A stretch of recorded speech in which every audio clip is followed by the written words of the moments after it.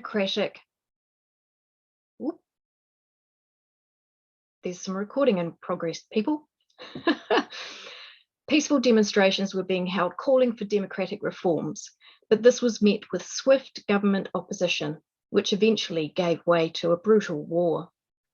10 years, or 3,740 days later, there's still no end in sight, with the country remaining amidst what has been described as the worst humanitarian crisis to date.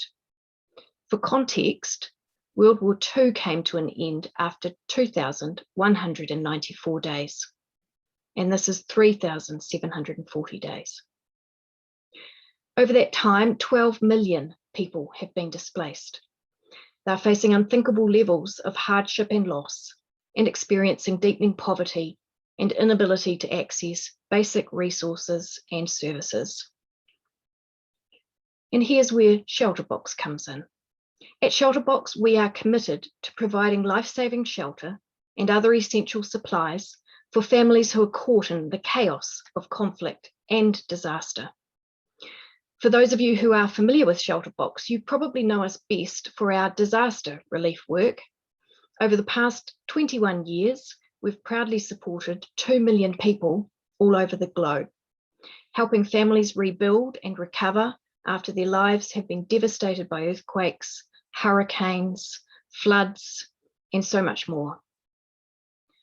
But the ever-growing piece of our work, and one of the fastest growing over the past decade, has been responding to conflict situations in some of the world's biggest and most extreme conflict zones. That includes in Syria, as well as the Bangladesh, Ethiopia, Burkina Faso, my apologies, and Lake Chad Basin. And that area includes Cameroon, Chad, Niger, and Nigeria. So at ShelterBox, we focus on the provision of emergency shelter and basic supplies when everything has been lost. This comes in the form of our iconic green shelter boxes. And in the boxes are a selection of items that are the fundamental building blocks in the recovery process, offering hope for a brighter future after a family's darkest days. At the centre of our shelter boxes are our family-sized tents. Shelter is one of the most profound differences that we can make in someone's life. When families are far from home and traumatised from their experiences, we know that having a safe place to call home is invaluable. Blankets. Often arriving in emergency camps with nothing but the clothes on their back, refugees are totally unprotected from the harsh winter temperatures. Warm blankets can make all the difference. Water filters and purification equipment. Safe drinking water can be so hard to access in refugee camps. And so our water equipment makes this one less thing for families to have to worry about. It prevents disease. Solar lanterns. After refugees are wrenched away from light and comfort, our solar lights provide families with a sense of safety and security after dark. So although we've distributed our aid to families in 98 countries around the world, our longest and our most sustained response is in Syria. Our work in Syria started in 2012, the conflicts having begun in 2011. And since then, we've provided 4,000 Syrians with emergency shelter and essential aid. This work doesn't make the headlines, and if it makes them, it doesn't stay there, but it is life-saving for these families. And none of this would be possible without ReliefAid. In order to reach more vulnerable families around the globe who desperately need shelter, and to maximise the impact on communities affected by conflict, we develop partnerships with like-minded organisations so that together we can go further, faster. And one of our key partners is ReliefAid.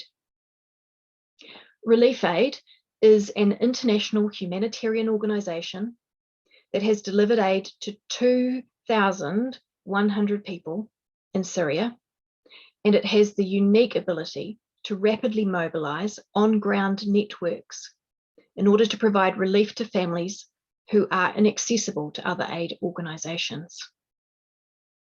Today, we're extremely pleased to be joined by ReliefAid's founder and Chief Executive Officer, New Zealander, it's always a good thing, Mike Seawright. In 2014, after becoming frustrated that not enough was being done to help families affected by war and conflict, Mike started ReliefAid. Mike himself has worked in conflicts across the globe, including Syria, Iraq, and Sudan. And although he comes face to face with life and death situations, he considers himself lucky to bear witness to the very best of humanity. It's my pleasure to hand over at this point to Mike, who can tell us all about ReliefAid and its undertakings in Syria. Thank you, Mike.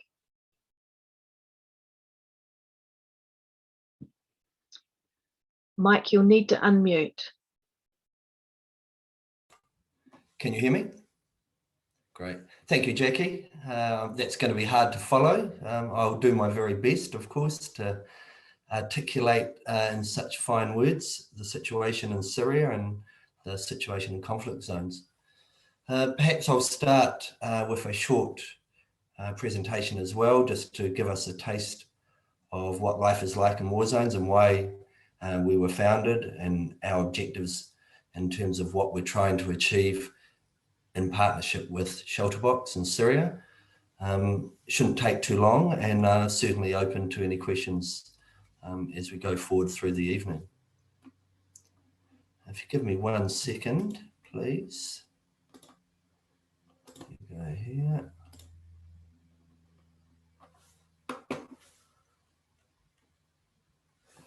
So I guess it's hard for us to understand as Kiwis, as people living in countries that are not affected by war, what it's like.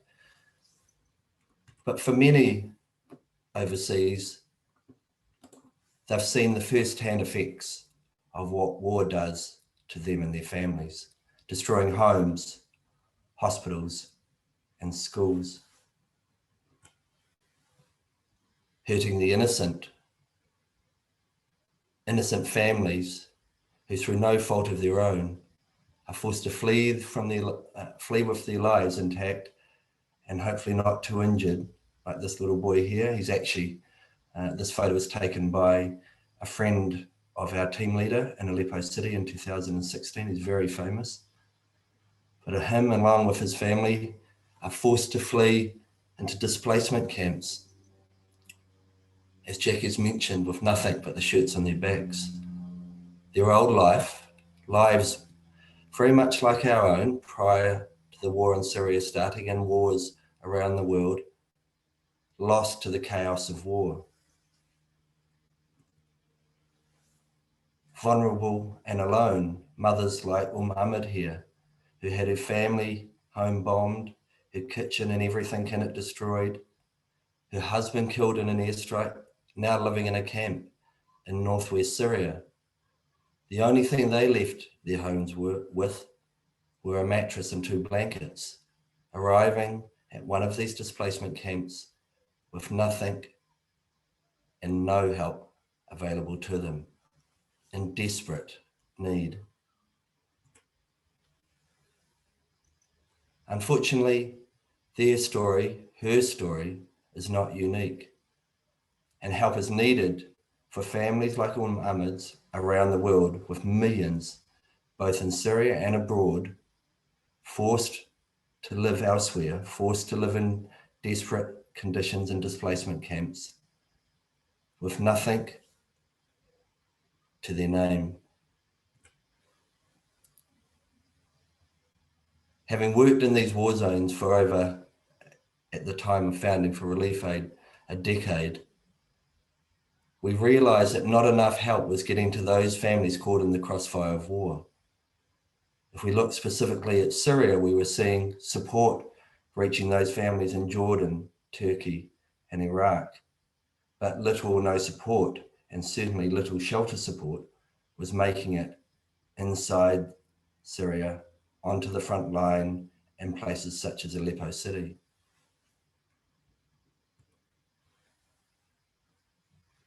But we were small, and frankly, we couldn't do it alone.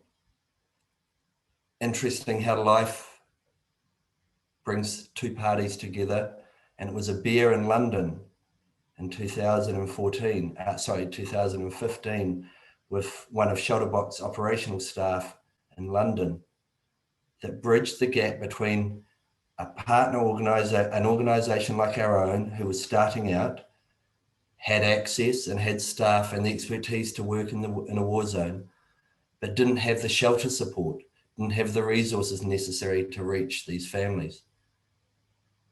And it is this partnership that has worked in Syria since 2015 in Aleppo City, arguably the most dangerous place on earth at the times, running the road, Castilla Road, and our trucks getting bombed and attacked by air strikes and ground forces, to the border regions of Iraq and northeast Syria, and now to the massive displacement camps in northern Syria bordering Turkey, where millions, over 1.5 million people, live in camps.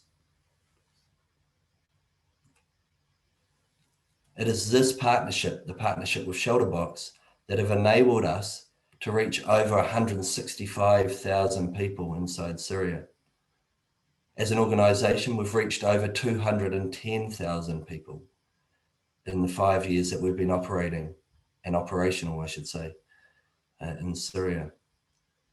This has helped for families who, without the support of the partnership, would literally have no one else to turn to.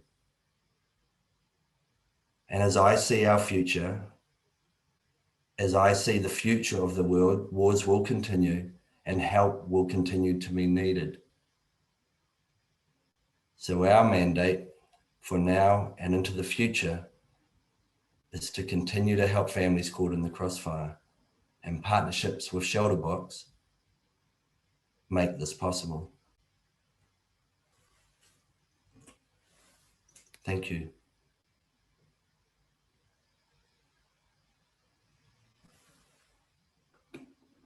Thank you, Mike. I don't think anyone could possibly watch that and not be moved by those images. It's, I suppose, as a parent, you see those pictures and you think how easily that could be your own child and how you would want someone to help them. Moving on to the facilitated question and answer session.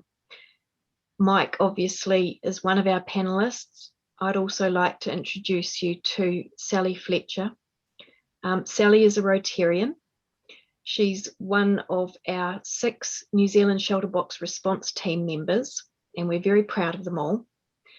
Since becoming an SRT, ShelterBox response team member, in 2011, she's been on a number of overseas deployments, including to Fiji, Vanuatu, and the Philippines, and has hand-delivered ShelterBox emergency shelter and essential aid to families who have lost everything.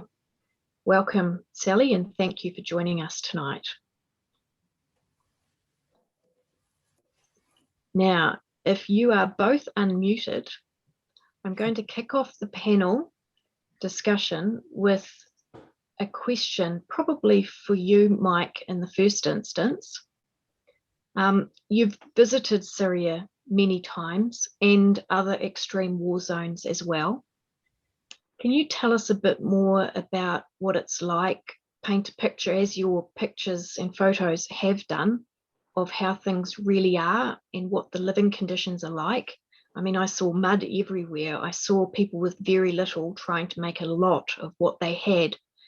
What challenges do people face? Well, I guess the first challenge that families have when living in a war zone, and it's their first and primary concern, is to remain safe. When your homes are being bombed, where airstrikes and planes are passing over you every night and every day, where ground forces are running through your neighborhoods, sometimes fighting amongst themselves, sometimes fighting other parties, other armed groups. Life is extremely difficult. Getting bread, getting food, getting water, all become not just challenging in terms of logistically, but very, very difficult in terms of security. And life, I guess, as we've seen with COVID, life gets smaller because we are unable to do the things that we're doing before. We're unable to let our kids play on the street. We're unable to send them to school because these schools are targeted. And this is not unique to Syria alone. We see this in Afghanistan. We see this in Yemen. We're seeing it now in northern Ethiopia. Hospitals, previously sacrosanct, are now considered legitimate targets. I ask myself when I look after my own kids and they go to school, I worry about them, and let's call it stranger danger on the road. But imagine if your kids were going to school and you didn't know they'd be coming back because of an airstrike. Life is absolute hell for these families. And this does not take into account the basics of water, shelter, food, economics, needing a job to pay for living. This is purely staying alive, becomes a job in its own right. Survival, and so many of these young kids have known nothing but this for their entire lifetime. Yeah. It's unfathomable, isn't it? Well, my youngest daughter is 12 years old. She would have seen 11 years of war, having only had 1 year of peace before that. Anyone sub 11, they've seen nothing but war, being moved often 6, 7, and upwards of 10 times from place to place as the front line keeps moving over them as they find a new shelter, a new home, and even that is destroyed until they get nowhere else but into a displacement camp crammed along the Turkish border. And a lot of the refugee camps in Syria and in other places often become like cities, replacement cities, with families spending long amounts of time living there. Have you got any stories that you can share about what stuck with you about these camps and the places that people find themselves in? Well, I think one of the things I've learned over my time working in war zones for ReliefAid and for other organisations is that despite the living conditions, despite the difficulties, despite the adversity, perhaps because of the adversity, we see the very best that humanity has to give. And this has become one of the driving mantras of us as an organisation, is to recognise that while you see the worst, you actually experience many good things. And these good things represent everything that we are here in New Zealand, a parent looking after their kid again. And I was in northern Yemen, in fact, some years ago, and we had a young boy come into our hospital, burnt down the side of his body, with his father and with his uncle. And what had happened is their house, like many houses in Aleppo and many houses across Syria, for example, it was destroyed in an airstrike. And in protection of this young boy, who was about 4 or 5, his uncle and his father had dived on top of him to protect him from the blast. This was the reason he was alive.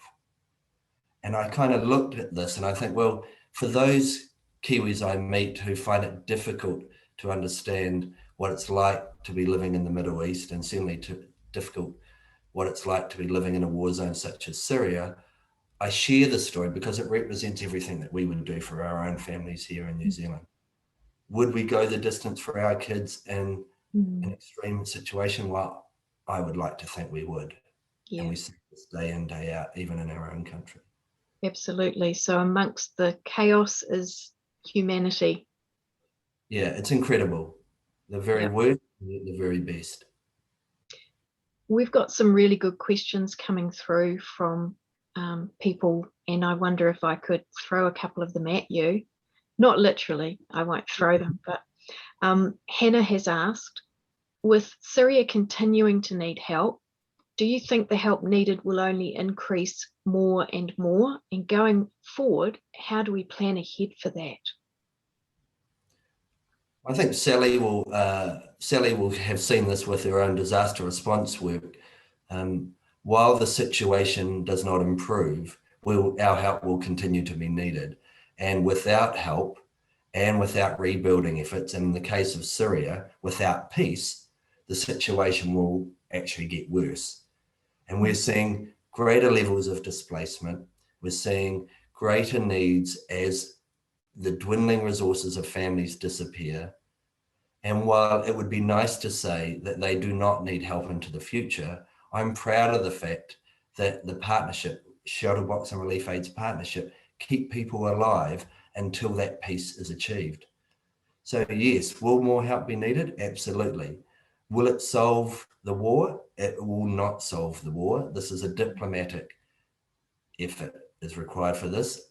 Countries need to be solving this problem. But in the meantime, we're going to keep people alive until the peace.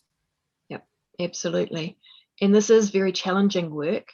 Sally, just to bring you into the conversation, can you tell us a little bit about some of your disaster relief deployments, where you've been and what your experiences have been like, and what has stuck with you in that role and your experience?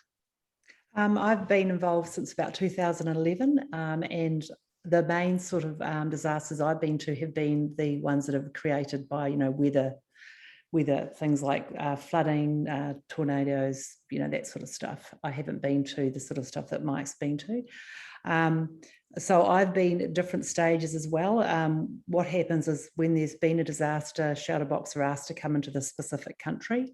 My first deployment was in 2012 to Fiji, and that was a flooding situation where I went with one other member, and we analysed what was needed. We got the shelter kits, the shelter boxes, etc., and we managed to actually give them out to the people that needed them. And it was a wonderful, wonderful deployment to do because we did everything. Since then, the sort of ones that I've been involved with are a little bit sort of larger and more far-reaching. The Philippines, I've been there twice, and as most of you know, they have quite horrendous, weather things happening, and we've been there where there's been thousands and thousands and thousands of people being displaced, obviously killed, and we do a lot of work in those places. I have been with other people where a lot of the pre-deployment analysis has been done, so we've been involved with actually giving people out the gear that they need.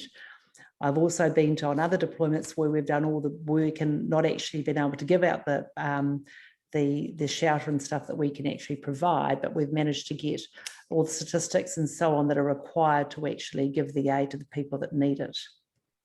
And that leads nicely into another question that's popped up in the side boxes actually, and it probably relates to both what you're doing, Mike, and what you do as well as an SRT, Sally. So whoever wants to answer this can have the first go at it. With such overwhelming need in Syria or in places like the Philippines when you're deploying there, how do you decide who receives the aid? Do you want me to go, Mike? With us, we work very much with other agencies. There's no way that we can go in and decide ourselves who should and shouldn't get it and play God. So most recent deployment I did was the Philippines, and we work firstly with Rotary. If we didn't have Rotary, we couldn't get into the countries at all. And if there's any Rotarians listening, ShelterBox started as a Rotary project, and now Rotary make all the doors open. They provide us with vehicles, they organise accommodation for us, and most importantly, they get us to the people that actually can, do the business. So that's a big start, because it's expensive to be there and to have all that gear there and not being able to actually distribute it. Secondly, we work with the local agencies who are incredibly organised. probably like our social welfare groups and things like that. So we meet with them. They have the lists all made out of all the different people that they think require aid, and they have a criteria. So we don't go in and decide that actually, you know, we listen to what they have, what they think need it, and that might be families with like a lot of children that have got no shelter whatsoever, nowhere to live. They might be single parent families, elderly, immobile, all sorts of different criteria. So therefore, there's never enough aid. If we go into a village or a city or whatever, they might say we need 3 million shelter kits and we've only got 200,000, you know, for example. So there's never going to be enough. So it is very, very important to actually distribute it equitably and fairly. And sometimes we split the aid up so it actually goes to the right people for the right needs. Yeah. So there have to be some hard decisions made sometimes. There are hard decisions, and of course, when we come from a country like ours and we go there, everything, you know, can just look so terrible. But people are incredibly resilient. And I guess most importantly, by us helping, even to us, which might seem a little, to them it is life-changing. And it gives them the tools to then get on and build what they need to do and get on with their lives, because having nowhere to live is just terrible, and having no shelter, but actually just giving them something, a shelter kit, which they will utilise with their existing structures or so on, but they can then go out to work, they can have safety, and most important, they can have dignity, you know, and which is really, really important. Critical. Mike, did you have anything you wanted to add to what Sally's talked about? No, I think Sally's described it very really well. Yeah, it's about being proximate, being there. In our case, we'll visit the camps, but the rest is all about defining criteria and making hard decisions. It's the toughest part of the job, is to figure out when you've got faced by two families who both need help, but you've only got one amount of support. How do you choose? And it's just a hard decision at the end of the day to make that choice. Yep. Safety is also important. We've got a question here. We don't send SRTs into war zones because it's not safe. So Mike, how vulnerable are your team members working in Syria? Are they locals? Are they Syrians? Are they in more danger than other Syrians because they're helping in this conflict situation? This is a great question, and I think if I read it correctly, it's from Peggy. Peggy, this is a great question. This is unfortunately one of the major negative developments that has occurred in the humanitarian space in the last decade, and that is the deliberate and systematic targeting of humanitarian action in war zones such as Syria. We see this in two respects. The armed actors, and if we looked at the Syrian conflict, it's predominantly the Syrian government and the Russian government. They deliberately target aid convoys, hospitals run by international aid organizations and local aid organizations, schools as well. And where they identify individuals that are working for humanitarian actors in areas that they do not control, these people, these Syrians, go on a list. And perhaps a small anecdote as it relates to this, one of our staff members had not seen his family for 4 years. He lived in Aleppo City at the time. His parents lived 2 kilometers away in the same city, but across the front line, he was unable to visit them. His dad died of natural causes. So thankfully not, I mean, death is terrible, but when you're taken early, it's even worse, of course. And what he felt after this years of separation from his family is he was desperate to see his parents, his mum, I should say. Now he knew, we all know, that if you work for an aid organisation like ReliefAid and the Syrian government gets hold of you, you're going to be thrown in the front line because you've avoided the draft. You're going to be thrown in jail and probably tortured prior to doing that. So he understood this was going to be the impact of him visiting his mum. But just to be on the kind of safe side, if that can be considered safe in any way, he rang his friend whose father was a general in the Syrian army. His friend's father said, "You will not be arrested. You will not be put out to fight. You will be simply executed on the spot. You are on our list." We see this in many of the, while this is an extreme example, we're seeing the systematic targeting of humanitarian action around the world now, be it kidnapping or direct attack. And this means our staff, this is why I'm so proud of our staff, that despite the risk to themselves, and we lost 2 staff members in 2016, they were killed by snipers, they continue to do their jobs despite the risks and despite the sacrifices they've had to make to do their job. Goodness me. I don't know quite how to respond to that. There aren't any words, are there? When I look at our work, and clearly we have to raise money, we have to raise awareness of the conflict in Syria and other conflict zones around the world. I kind of think of the difficulties that we face doing that, running our organizations. It is hard, but it's not as hard as what they have to go through. Absolutely not. Out of bed. If our SRTs can go overseas and work in horrific conditions, then we can do our job back here in New Zealand and around the world to secure the support that we need. Absolutely. And so there's a question also from Peggy, I think, around COVID and how that has impacted fundraising, and also how it's impacted distributions in terms of how many we can do and remain safe. I know that within ShelterBox, and Sally, you might be better placed to speak to this than I am, we have changed the way that we have been delivering aid, and we're doing it remotely and training remotely. Would you like to talk a bit about that? Yes, we're definitely doing aid remotely, and with wonderful people like Mike, who's got ReliefAid, and there are other certain agencies that we prove that's a working relationship. Obviously, there's a lot of trust involved, and so we make sure that does work. And they also have to adhere to the same principles that ShelterBox has, because obviously we're very strict in that respect. And so we are still able to get aid moving. We're in about 5 countries at the moment. Not all are conflict, some are with natural disasters. And so we do have our partner agencies, but there's also a lot of pre-deployment and post-development monitoring, because it's absolutely essential that we fundraise for our organisation, that it does go where it's meant to go. So they have to have the same, values as we do. And so, yeah, so that's how we get around that at the moment.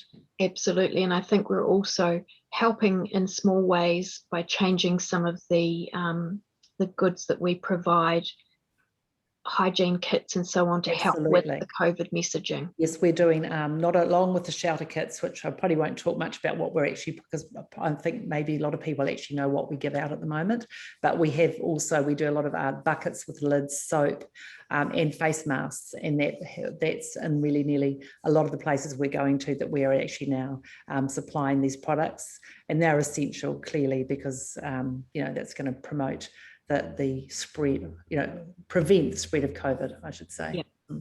Mike, maybe for you, can you detail for us some of the challenges that refugees are facing with the context of COVID-19 looming, and what we can do to help and are doing to help? I think the big challenge for families that are living in a displacement camp is this concept of social distance. The second challenge is the sanitation conditions under which they live. So you can imagine, as we live in our nice homes that are separated physically from our neighbours, either by distance or by walls, that life is a lot easier to social distance. We go to our shops, for example, and you can either do your pickup of your groceries, or they move you in one by one into the shop. Well, none of these concepts are possible when you're living cheek to cheek, jowl to jowl in a camp with literally no space in between your tent and the next tent. You can't sleep at night because of the kids screaming from what they've seen and experienced in their earlier life. And that certainly doesn't mean that you can stop or stop the spread of the virus. So what we're doing, and what other aid organisations are doing, not just ShelterBox and ReliefAid, is we're trying to reduce the speed of the spread from one household to another, noting that, of course, physically this is difficult, but by providing things like wash basins and soap, just like Sally's mentioned, to provide some measure of sanitation in a situation where there's no toilets, no running water, and no social distancing. It's very difficult. Mm. Coupled with this, people's concerns are much higher. Do they worry about a virus they cannot see and may not contract? Mm. Or do they worry about staying alive today? And we hear this time and time again. They do not have the choice, the opportunity to protect themselves because they have bigger concerns. Yeah, it just brings home how fortunate we are here in New Zealand, really, doesn't it? Another question from Azan. He asks whether Mike ReliefAid gets support from other donor countries. This is a good question, Hassan. I think this comes down to the absolute principles that we adhere to, and this is of neutrality, independence, impartiality. Also principles that ShelterBox adhere to. And you cannot, in the context of a war zone, you cannot be independent if you take government money. It is this simple. If we look at Syria, it's World War III in Syria. Yes, it's a proxy war conducted by external governments inside Syria, and we could list them, there are many.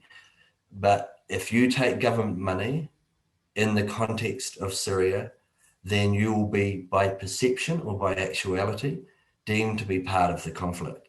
This is bad in terms of a humanitarian principle, but also operationally extremely dangerous for your staff when you're working in an environment such as Northwest Syria that's controlled by Al-Qaeda. Mm. If they see that you're taking US government money, for example, they'll deem you a spy, and I've had this previously, this investigation occur of staff members pulled out, hooded, taken to Al-Qaeda's main base and interrogated over what we did and where we got our money. If those answers had been different than independent and impartial, then that staff member would not have made it out alive. Mm. That leads us into a question from Brenda there about how you find the right balance between keeping international workers safe by pulling them out because of security risks, and then keeping your local Syrian workers safe. Well, I think if we look, let's narrow down that question to the context of Northwest Syria, for example. What is the greatest risk for international staff relative to our national staff in Northwest Syria? And that is the risk of kidnapping. The kidnap profile for our Syrian staff is completely different to the kidnap profile or risk for an international staff member in Northwest Syria. So what does this mean? Myself and our national team would have an equal chance of being bombed. We share that risk and always would, because the risk is equal. In the context of kidnapping, international humanitarian workers are both political and financial levers for these hardcore groups. And as a result, we define the security risk for our international and our national staff differently in this way alone, in the kidnapping way alone. Well, we've had some really great questions. It's been absolutely fascinating, and I've just looked at the clock and realised we're supposed to have finished by now. I'm really reluctant to bring this to a close because I'm finding it so interesting, but I must. I thank you again, Sally and Mike. Really humbling what you are both doing, and we're so proud as ShelterBox New Zealand to be a part of what you are doing to help the world, especially those in conflict situations. For those who joined us tonight, thank you. Thank you for joining us. If anything that you heard tonight resonated with you, we encourage you to stand with us and take action. Join in speaking out against the ongoing violence in Syria and around the world that's directed against families. The need for targeted humanitarian assistance to corners of the world is needed more than ever, and as we've heard tonight, that will continue. And the enormity of the need is a bit overwhelming. ShelterBox and ReliefAid are largely volunteer-run organisations, and we'd really welcome any expressions of interest from people who might be interested in volunteering with us to help raise awareness or represent us at events or deliver presentations, and also those who could be interested in fundraising. You might be a baker, a runner, great at hosting dinner parties, and you could transform a fun event into funds that will help support ShelterBox or ReliefAid. In fact, at ShelterBox, we're currently hosting our first ever World Refugee Day Challenge. World Refugee Day Challenge. Say it once. So on June 20th, that's World Refugee Day, we're looking for 20 people from around New Zealand to host their own fundraiser event on or around that day that will help us provide displaced people around the world with a sense of hope through the darkness. It might be doing one of those things. It might be giving up something that you really think you can't live without, like chocolate, for me, for instance. And instead of paying for chocolate, putting it towards ShelterBox. Every effort can make a difference, and if you're interested in helping us in any way, please reach out, contact us for more information. And we have got downloadable support and fundraising materials. And I think that Chantel might be able to put some contact details up on the screen or share them with those who've participated tonight. Once again, thank you, Sally. Thank you, Mike. Keep up the good work. You are amazing. We're so proud of you. And I call the evening to a close, I guess. Chantel, is there anything else you would like to close off with? Mike, Sally? Just thank you. Yeah. Thanks Awesome. everyone for your interest. Thank you. Take care, everybody, and good night. Good night. Night, everyone.